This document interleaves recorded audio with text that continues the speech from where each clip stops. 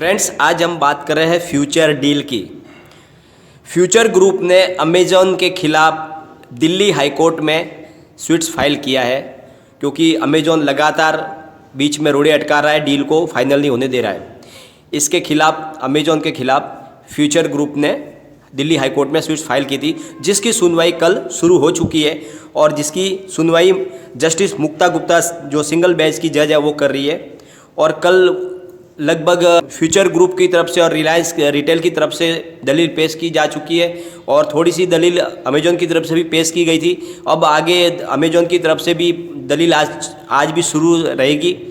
पर कल क्या अपडेट निकली और उसमें क्या क्या जानकारी निकल के आई, अभी तक क्या लेटेस्ट अपडेट है वो क्या है, कहाँ तक ये मामला पहुँचा है, वो सारी जानकारी आपको इस वीडियो के अंदर मिल जाएगी। तो पूरा वीडियो देखिए, आपको टोटली समझ में आ जाएगा कि केस किस दिशा में जा रहा है, क्या डायरेक्शन चल रहा है। लेकिन उससे पहले अगर आप पहली बार मेरे चैनल पे आए तो चैनल को सब्सक्राइब कर दीजिए, एक बेल आइकॉन दबा दीजिए ताकि जब भी नया वीडियो बनाऊँ पहला नोटिफिकेशन आपको मिले। चलो वीडियो स्टार्ट करते हैं। मैं हूँ आपका दोस्त SB दवे और मेरे चैनल ऑनलाइन कमाई में आपका बहुत बहुत स्वागत है। अमेजॉन के खिलाफ फ्यूचर ग्रुप ने दिल्ली हाई कोर्ट में स्वीट्स फाइल किया था, जिसकी सुनवाई कल से शुरू हो गई है। और कल हरीश साल्वे ने फ्यूचर ग्रुप की तरफ से जबरदस्त बहस की है और एक से एक बढ़कर मुद्दे उठाए।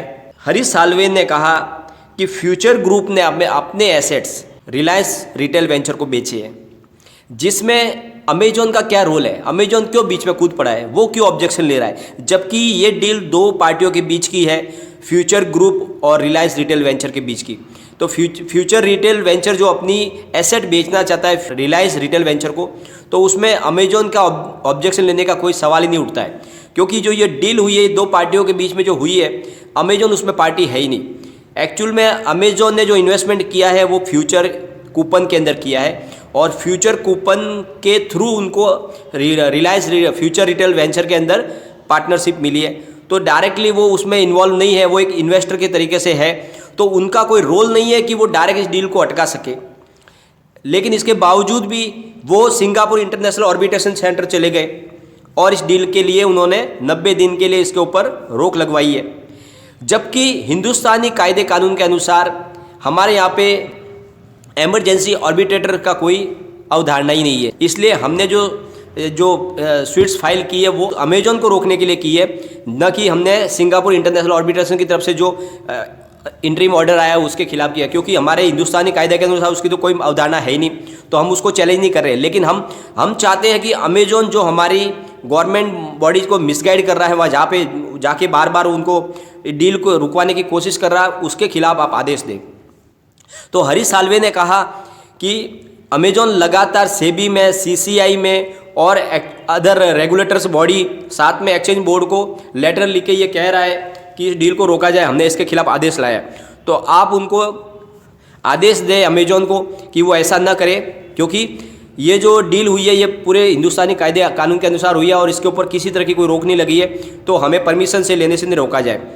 तो इसके सामने आज इसके सामने कल जस्टिस मुक्ता गुप्ता ने समन्स जारी किया है अमेजॉन को और 30 डेज़ के अंदर उनसे जवाब मांगा है। साथ में उनको ये छूट भी दी गई, आप भी चाहे तो सूट्स फाइल कर सकते हैं फ्यूचर ग्रुप के खिलाफ।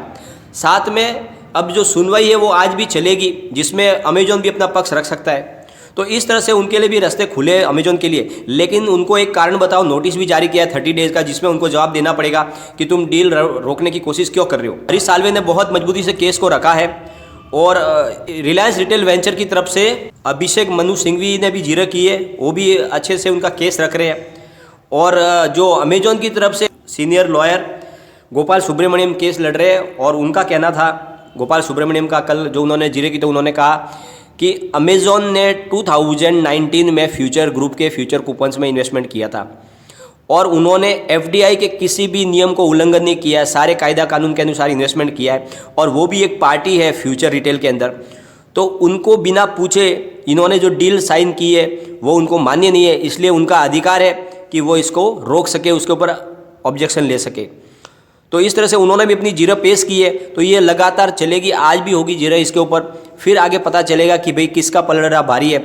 लेकिन फिलहाल जो लग रहा है उसमें फ्यूचर ग्रुप का ही पलड़ा भारी लग रहा है, क्योंकि जो ये सिंगापुर इंटरनेशनल ऑर्बिटेशन सेंटर से जो आदेश लेकर आए हैं और जिसको आदेश को दिखाकर ये गवर्नमेंट बॉडी को मिसगाइड कर रहे हैं, तो यहाँ पे हिंदुस्तानी कायदे में तो उस इंटरनेशनल जो इमरजेंसी ऑर्बिट्रेशन है उसकी कोई कानूनी मान्यता है ही नहीं, तो इसलिए उस आदेश का कोई यहाँ पर वैल्यू नहीं है। तो इस तरह से ये अभी जो मामला है आज भी चलेगा और उसके बाद में क्या सुनवाई आती है, क्या फैसला आता है, वो अभी पता चलेगा। जो भी लेटेस्ट अपडेट होगी वो आपके साथ में मैं शेयर करूँगा।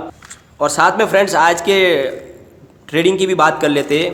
आज मार्केट में लगभग फ्लैट ट्रेडिंग चल रही है, सेंसेक्स तो फ्लैट पे है। फ्यूचर रिटेल में करीब 67.95 पर ट्रेड चल रहा है, अभी 0.37% अप पर ट्रेडिंग हो रही है फ्यूचर रिटेल में। फ्यूचर लाइफस्टाइल की बात करेंगे तो 73.30 पर ट्रेडिंग चल रही है और 0.20% डाउन पर ट्रेड हो रही है। फ्यूचर कंज्यूमर की बात करेंगे तो लगभग 7 पर ट्रेडिंग चल रही है, 0.71% डाउन पर ट्रेडिंग चल रही है। और फ्यूचर इंटरप्राइज में 9.15 पर करीब 2.23% अप पर ट्रेडिंग हो रही है। यानी फ्यूचर इंटरप्राइज में आज थोड़ी तेज़ी दिखाई दे रही है। कल भी फ्यूचर इंटरप्राइज में थोड़ी तेज़ी थी, आज भी 2% की तेज़ी है। फ्यूचर सप्लाई चेन की बात करें तो 83.45 पर करीब 0.12% अप पर ट्रेड होना है। यानी लगभग सारे शेयरों में फ्लैट ट्रेडिंग ही चल रही है, इसमें न ज़्यादा तेज़ी है न गिरावट है। थोड़ी सी फ्यूचर इंटरप्राइज में हलचल चल रही है, कल भी अच्छा थोड़ा वॉल्यूम था। तो बाकी ये सब ट्रेडिंग चल रही है। आगे जो भी अपडेट होगी आपके साथ मैं शेयर करूंगा। लेकिन फ्रेंड्स, कोई भी इन्वेस्टमेंट करने से पहले अपने फाइनेंशियल एडवाइजर से एक बार एडवाइस ले ले, या अपना खुद का रिसर्च करें, क्योंकि मैंने वीडियो आपके एजुकेशनल पर्पज़ के लिए ही बनाया। वीडियो पसंद आए तो लाइक शेयर जरूर कीजिए और चैनल को सब्सक्राइब कर दीजिए। Thank you friends.